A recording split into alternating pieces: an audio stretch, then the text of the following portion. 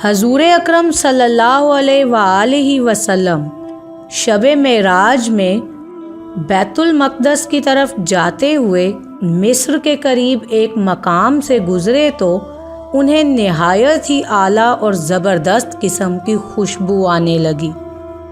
آپ صلی اللہ علیہ وسلم نے حضرت جبرائیل علیہ السلام سے پوچھا کہ یہ خوشبو کیسی ہے؟ جواب ملا کہ فرعون کی بیٹی کی باندی مشاطہ اور اس کی اولاد کی قبر سے آ رہی ہے یہ خوشبو۔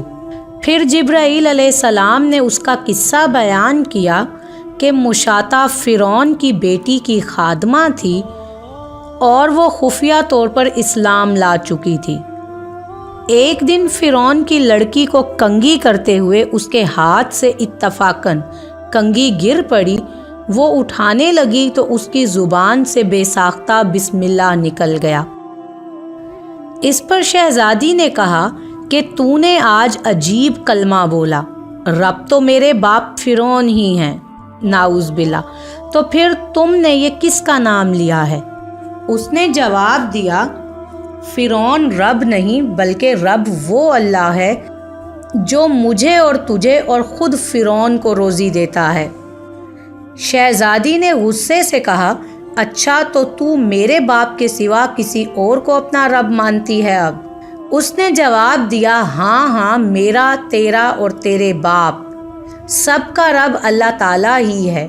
شہزادی نے اپنے باپ سے کہلوایا۔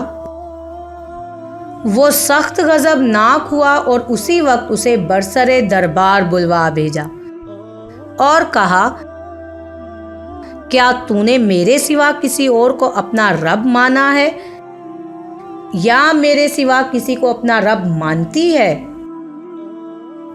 اس نے کہا، میرا اور تیرا رب اللہ تعالیٰ ہی ہے جو بلندیوں اور بزرگی والا ہے۔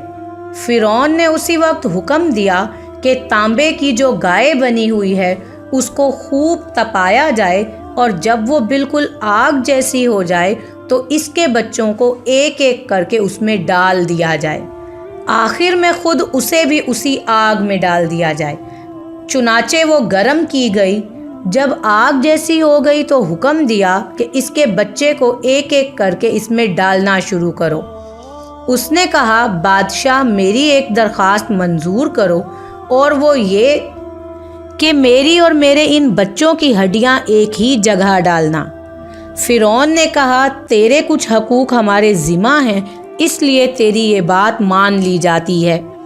اس کی دونوں بچیاں اس کی آنکھوں کے سامنے اس آگ میں ڈال دی گئیں، وہ فوراً جل کر راکھ ہو گئیں۔ اور پھر سب سے چھوٹے بیٹے کی باری آئی جو ماں کے سینے سے لگا ہوا تھا۔ فرعون کے سپاہیوں نے جب اس بچے کو گھسیٹا تو اس نیک بندی کی آنکھوں تلے اندھیرا چھا گیا۔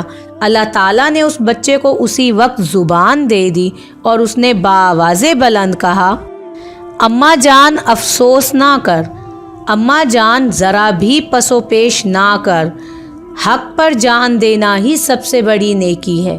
چنانچہ انہیں صبر آ گیا، اس بچے کو بھی آگ میں ڈال دیا گیا، آخر میں ان کی ماں کو بھی اسی آگ میں جلا کر مار دیا گیا۔ یہ خوشبو کی مہکیں اسی کے جنتی محل سے آ رہی ہیں۔ سبحان اللہ۔